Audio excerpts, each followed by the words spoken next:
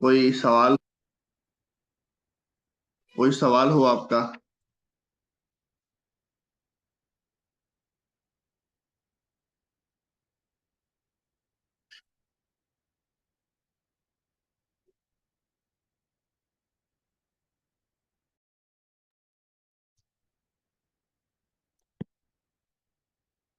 अच्छा,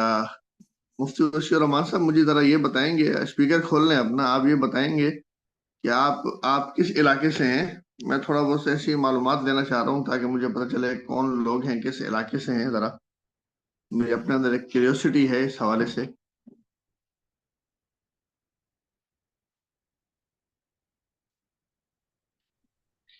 वालेकुम सलाम वरहमतुल्लाहि वबरकातुहू। जी मुफ्ती साहब, सब आपका इलाका कौन सा है? मेरा इलाका लोअर दीर, लोअर दीर चलो, से। यानी कि उसको कितने नंबर चाहिए इस हवाले से तक उसको उसमें मालूमात मिलेगी। ये बड़ी ही कोई बेहतरीन चीज है मालूमात के हवाले से, कि बैंक कैसे काम करता है, उस बैंक के अंदर शरिया एडवाइजरी कैसे काम करती है, आरएसबीएम रेजिडेंट शरिया बोर्ड मेंबर कैसे काम करता है, इसका इंटरनल या एक्सटर्नल ऑडिट कैसे काम करता है, और उसमें एससीडी यानी शरिया कंप्लायंस डिपार्टमेंट की क्या जिम्मेदारी हैं। अल्लाह ताला ने मुझे मौका फराहम किया है। मैं तकरीबन 2.5 साल तक पीडी यानी प्रोडक्ट शरिया स्ट्रक्चरिंग डिपार्टमेंट में काम करता रहा हूँ, और उसके बाद एससीडी डिपार्टमेंट में यानी शरिया कंप्लायंस डिपार्टमेंट में काम कर रहा हूँ। तो अल्लाह ताला का बड़ा करम है, नवाजिश है कि अल्लाह ताला ने दोनों डिपार्टमेंट्स के ना चेक्स एंड बेनिफिट्स दिखा दिए हैं कि कौन सा डिपार्टमेंट कैसे काम करता है। अगर तो बंदा एससीडी में काम करता है यानी शरिया कंप्लायंस डिपार्टमेंट में काम करता है, फिर तो उसको इस किताब का शदीद मुताला करना नहायत जरूरी होता है डे टू डे अपडेट के लिए, डे टू डे प्रोडक्ट के लिए। और पीडी में यानी प्रोडक्ट शरिया स्ट्रक्चरिंग में काम करता है, उस सूरत के अंदर भी जितनी भी उसकी प्रोडक्ट्स होंगी, उसका जो भी उस पर रूल्स एंड रेगुलेशन लगेंगे वो इसी बुक से लग रहे होंगे, यानी उस मुल्क के कानून के बाद अगर उस पर कोई रूल्स एंड रेगुलेशन लग रहे हैं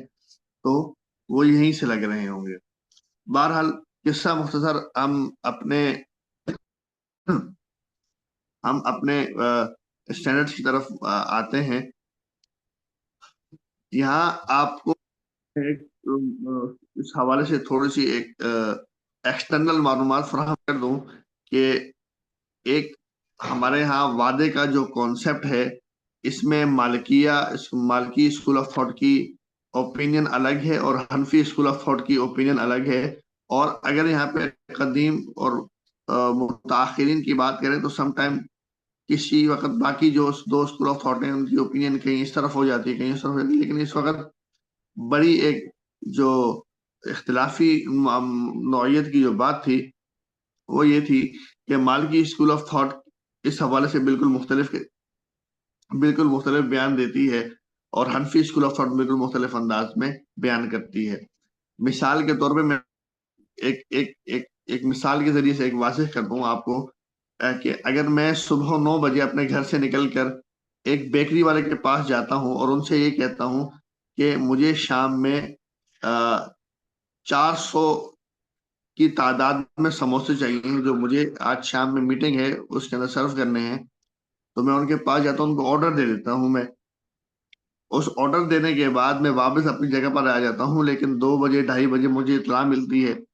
कि जो मेरी मीटिंग थी, जो आज में उसको आज होना था, लेकिन वो आज नहीं हो रही, वो कैंसिल हो गई है। अब मैं समोसे वाले के पास जाता हूँ और उनसे अर्ज करता हूँ कि ये जो हमारी मीटिंग तय है उसको वो खत्म हो गई है,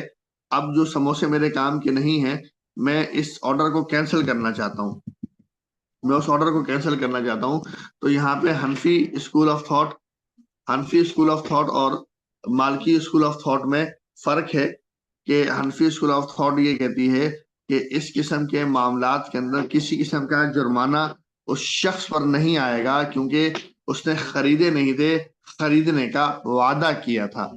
मालकी स्कूल ऑफ थॉट ये कहती है कि इस शख्स ने चूंकि दूसरे शख्स को जो ऑर्डर दिया था, उस ऑर्डर के नतीजे में उस पर ایک لائبلٹی کریٹ ہو گئی اور اس نے وہ چیز بنا لی ہے، اب معلوم نہیں مارکیٹ میں وہ چیز بکے گی یا نہیں بکے گی، تو اس کا جو اس حوالے سے نقصان ہوگا وہ اس پر لازم ہو جائے گا اور اس کو ادا کرنا ضروری ہوگا۔ تیسرا قاعدہ یہاں پر ایک چیز کو سمجھ لیں، اس چیز کو سمجھنے کے لیے کہ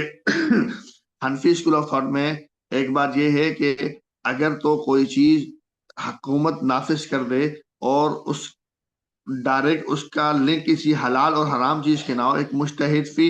ایک اجتہاد والی بات سے ہو، تو حنفی اسکول آف تھاٹ یہ کہتی ہے کہ قاضی اور حکمران کے نافذ کرنے سے وہ نافذ ہو جاتی ہے۔ یہ تین چیز اگر آپ اس کو یاد رکھیں تو آپ ہم نے اس چیز کو سمجھنے کے بعد اس کے حل کی طرف، اس کے سلوشن کی طرف جاتے ہیں۔ حنفی اسکول آف تھاٹ میں پہلی بات تو یہ ہے کہ جو وہ شخص کیا ہے کے لیے اس کو ہم کیا کہیں گے، اس کو ہم بیع کہیں گے یا اس کو ہم وعدہ معاہدہ پر مشتمل کریں گے اس بات کو، تو ہمارے ہاں اس کو بطور وعدہ شمار کیا جاتا ہے، بطور بیع شمار نہیں کیا جاتا۔ اور جو سعودی عرب کے علماء ہیں یا مالکی اسکول آف تھاٹ ہے وہ یہ کہتی ہے یہ ایک طرح سے آپ کا وعدہ ہو گیا۔ خیر اس بحث کو بعد میں لیتے ہیں، ہم اس طرف آتے ہیں کہ اب کرنا کیا ہوگا، اب ہوگا کیا۔ اب مارکیٹ میں چونکہ اس نے سموسے بنا لیے ہیں یا بنانے کی تیاری کر لی ہے یا کوئی بھی ایسی چیز جس کا آرڈر دیا گیا ہو، اس نے اس کے اندر کچھ خاص،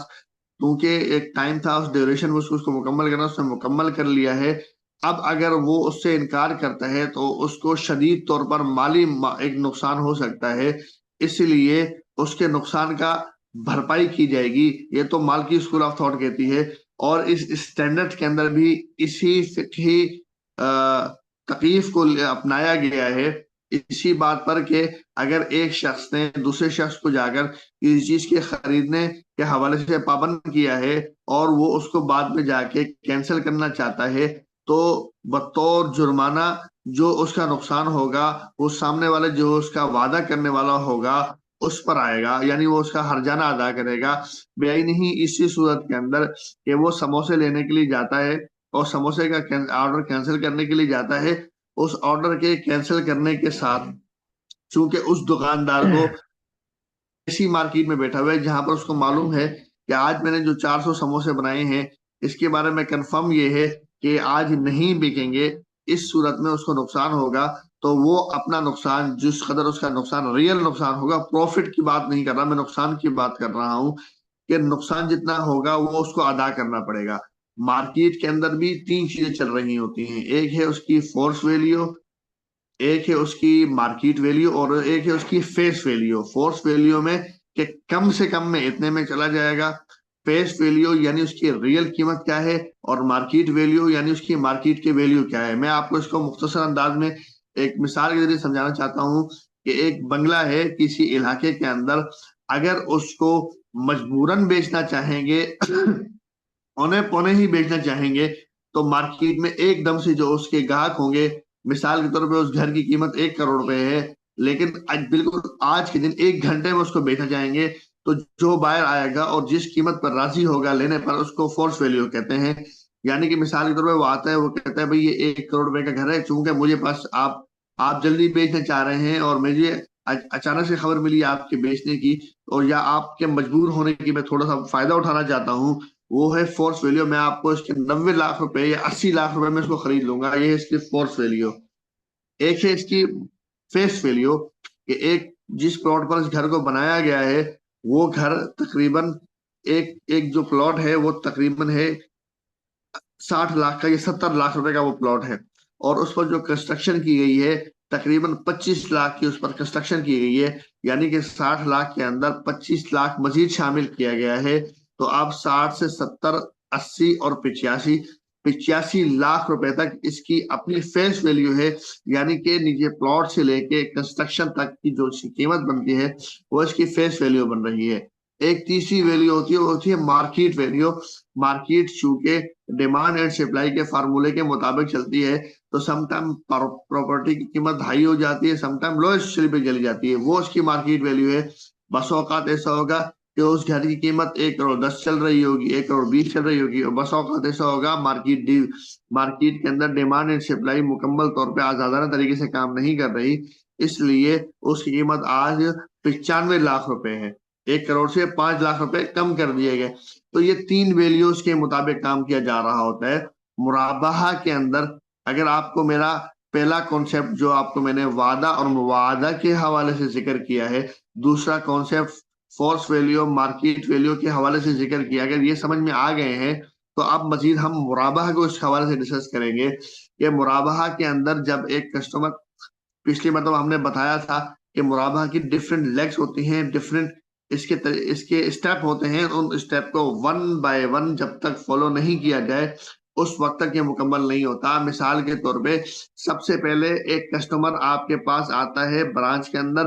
برانچ میں آنے کے بعد وہ اپنی ایک نیڈ بتاتا ہے، اس نیڈ کو بتانے کے بعد بینک اس کی اپروول دیتا ہے۔ بینک اپروول دینے کے بعد کیا کرے گا؟ پہلا طریقہ کار تو یہ ہوگا کہ وہ خود جا کے بازار سے خرید کے لے کے آئے گا۔ نمبر 2، دوسرا طریقہ کار یہ ہوگا کسی ایک تھرڈ پارٹی کو حوالے سے وہ چیز خرید کے لے کے آئے گا۔ نمبر 3، کسٹمر کو بولے گا تم جا کے ایز این ایجنٹ میرا وہ سامان خرید کے لاؤ۔ یہ 3 سینیریو یہاں پر اس لیے آئیں گے کہ بینک کے پاس ڈائریکٹ اس کے خرید و فروخت کا لائسنس بھی نہیں ہے اور بینک اس کو ڈائریکٹ خرید و فروخت کا کام بھی نہیں کرتا۔ تو آپ اس حوالے سے بینک کے پاس آتے ہیں تو پہلی صورت میں جب بینک خود سامان خرید کر دیتا ہے، بہت اچھی صورتحال ہے، لیکن پریکٹیکلی یہ ممکن نہیں ہے۔ دوسری والی صورتحال جس میں bank as an third party کو انوالو کرتا ہے، یہ بھی پریکٹیکلی ممکن اس لیے نہیں ہے۔ یہ دونوں صورتحال پریکٹیکلی ممکن اس لیے نہیں ہے کہ یہاں ان دونوں صورتحال کے اندر ایک خاص قسم کی لائبلٹی کریٹ ہو رہی ہے، ایک خاص قسم کا اسپیسیفک اماؤنٹ خرچ ہو رہی ہے جو بالآخر مرابحہ کے ایسٹ کے نام پر اس کے اندر شامل کر دی جائے گی۔ اس لیے ایک چیز جو کہ مارکیٹ ویلیو، مارکیٹ میں اس کی قیمت 1000 روپے ہے، اس سارے پروسیس کے بعد اس کی قیمت میں خواہ سے 100 روپے یا 200 روپے ایک پرٹیکولر اماؤنٹ کا اضافہ ہو جائے گا، جو کہ اس الٹیمیٹ گاہک کے اوپر چلا جائے گا، اور وہ گاہک اگر اس چیز کو مارکیٹ میں جا کے بیچے گا تو مہنگے داموں بیچے گا۔ اس مہنگے داموں سے بیچنے سے روکنے کے لیے ہم ایز این بینک اس کسٹمر کو کہہ دیتے ہیں کہ آپ ایز این ایجنٹ بازار سے اس چیز کو جا کے خرید کر لے کے آئیں، خریدنے کے بعد آپ ہمیں اس چیز کے بارے میں اطلاع دیں، ہم اس چیز پر آ کے اپنی پوزیشن لیں گے۔ پوزیشن لینے کے بعد چونکہ وہ سامان آپ نے جو خریدا ہے، اس سامان کے خریدنے کی وجہ یہ ہے کہ آپ نے ایز این ایجنٹ خریدا ہے، وہ سامان بینک کا تھا، اس کا رسک اینڈ ریوارڈ بینک کا تھا، اس کو نقصان پہنچ جاتا نقصان بینک کا تھا۔ تو